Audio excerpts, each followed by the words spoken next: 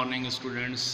मैं Kamal Singh Chauhan Ratlam public school से। आज हम क्लास 12 के चैप्टर नंबर 5 अभिव्यक्ति माध्यम से रिलेटेड समाचार लेखन टॉपिक के बारे में परिचर्चा करेंगे और उससे संबंधित जानकारी आपको प्रदान करेंगे। आशा है आप इस टॉपिक को पढ़कर अपने शैक्षणिक प्रयासों में सुधार करेंगे और आपकी लेखन शैली का भी विकास होगा। ये है समाचार लेखन, इसको हम उल्टा पिरामिड शैली कहते हैं और इसके अंतर्गत जनसंचार के माध्यमों और उनके बारे में हम बातचीत करते हैं कि जनसंचार माध्यम में जो हमारा लेखन जो है वो सृजनात्मक हो और सृजनात्मक लेखन के लिए क्या क्या कार्य हो सकते हैं। तो यह उल्टे पिरामिड शैली में लिखा जाता है और समाचार का अर्थ एवं परिभाषा समधनाचार समाचार अंग्रेजी शब्द के न्यूज़ का पर्याय है। News north east west south मतलब दुनिया के चारों कोने की शब्दों को मिला करके इसका निर्माण हुआ है और यही समाचार आपके हिंदी में भी इसका एक रूपांतरण है। अब समाचार जो होते हैं इसके जो तत्व होते हैं वे विभिन्न चीज़ों से जुड़े हुए होते हैं। इसमें प्रतिक्रियाएं होती है, घटनाएं होती हैं और किसी भी समस्या आदि विचार पर इसका समाचार बनना संभव होता है। समाचारों के लिए क्या क्या आवश्यक है? समाचारों के लिए नवीनता आवश्यक है। नवीनता मतलब समाचार में भी एक बोरियत ना होना चाहिए कि रोज़ाना अगर डेली हम एक जैसे समाचारों को प्रस्तुत करते रहेंगे तो वे समाचार हमारे लिए महत्वपूर्ण नहीं थे, नवीनता नहीं होती, मतलब उसको हम बोलते हैं बासी समाचार। तो इस प्रकार के समयानुकूल थोड़ी थोड़ी सी चीज़ें हमारे इसमें परिवर्तित होते रहना चाहिए। समाचार पत्र रात 12 बजे तक समाचार कवर करते हैं और 12 बजे के पश्चात फिर अगले दिन की उनके पास समय नहीं होता इतना, इसलिए 12 बजे तक के ही समाचार। दूसरा निकटता, तो हमारे समाज में पाठक श्रोता दर्शक अपने क्षेत्र के निकटवर्ती उन घटनाओं की जानकारी प्राप्त कर लेते हैं जिससे उनको पता चल जाए कि हमारे आसपास क्या हो रहा है। दूसरा हमारा इससे उत्सुकता बनी रहती है कि नया क्या हुआ, चाहे वो सामाजिक लेवल पर हो, सांस्कृतिक लेवल पर हो या राजनीतिक लेवल पर हो। इसका प्रभाव क्या पड़ता है अपने जीवन पर। तो जिस घटना का प्रभाव व्यक्ति के जीवन पर सीधा पड़ता है उस घटना के समाचार बनने की संभावना हमेशा अधिक होती है। अब समस्या पाठक दर्शक और श्रोता के आसपास के क्षेत्र के जीवन से संबंध रखती है और उसके जीवन पर सीधा प्रभाव भी डालती है। सरकार का कोई भी निर्णय यदि सीमित लोगों को प्रभावित एवं लाभान्वित करता है तो वह समाचार कभी भी नहीं बनता है। दूसरा है इसके अंदर चौथे नंबर का पॉइंट, फोर्थ पॉइंट जो है आपका, तो समाचार प्रभावी तभी बन पाते जब वह जन रुचि को ध्यान में रखकर तैयार किए जाते हैं। आज मीडिया पाठक और श्रोता और दर्शकों की रुचि के अनुसार ही समाचारों का चयन करता है और इसलिए ये रुचियाँ परिवर्तनशील भी होती है और लंबे समय तक लोगों की प्राथमिकताओं का भी ध्यान में रखती है। टकराव या संघर्ष, अगला फिफ्थ पॉइंट है आपका कि इस टकराव या संघर्ष से तात्पर्य मारपीट आदि से नहीं, लोगों की रुचि खेलों के मुकाबले कर रही टीमों के टकराव या संघर्ष को जानने की होती है कि क्या है। राजनीतिक दलों का आपसी टकराव और संघर्ष को जानने की होती है क्या है क्या नहीं। इसके अलावा समाचार का एक रूप और होता है महत्वपूर्ण लोग।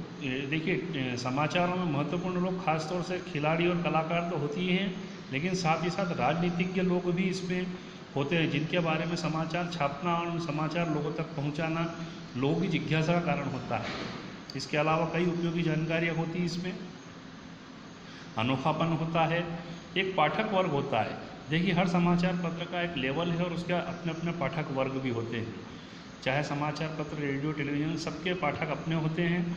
बच्चों के लिए एक अलग हिस्सा होता है समाचार का, बुजुर्ग लोगों के लिए अलग, युवाओं के लिए अलग, और इस प्रकार से मैरिज ब्यूरो वाला के लिए, जिनकी मैरिज नहीं है उनके लिए मैरिज के ब्यूरो से संबंधित जानकारी होती है। बेरोजगार लोगों के लिए रोजगार से संबंधित जानकारी होती है। तो अलग अलग लोग अलग अलग पेज को पढ़ना पसंद करते हैं। इस प्रकार पाठक वर्ग भी एक इसका निश्चित होता है।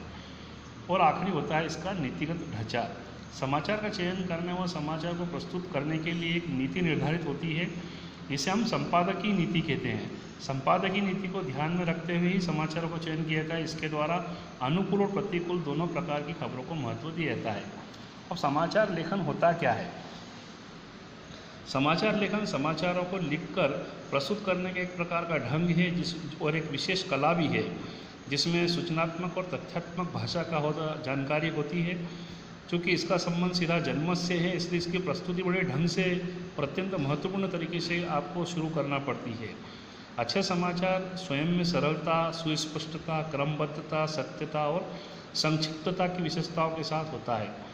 पत्रकारिता की भाषा में 6 प्रकार के ककार समाचारों में इस्तेमाल हो जाते हैं। कब, क्यों, कहाँ, कैसे, किसने। ये समाचार लेखन के आप देखिए, विलोम स्तूपी पद्धति और उल्टा पिरामिड।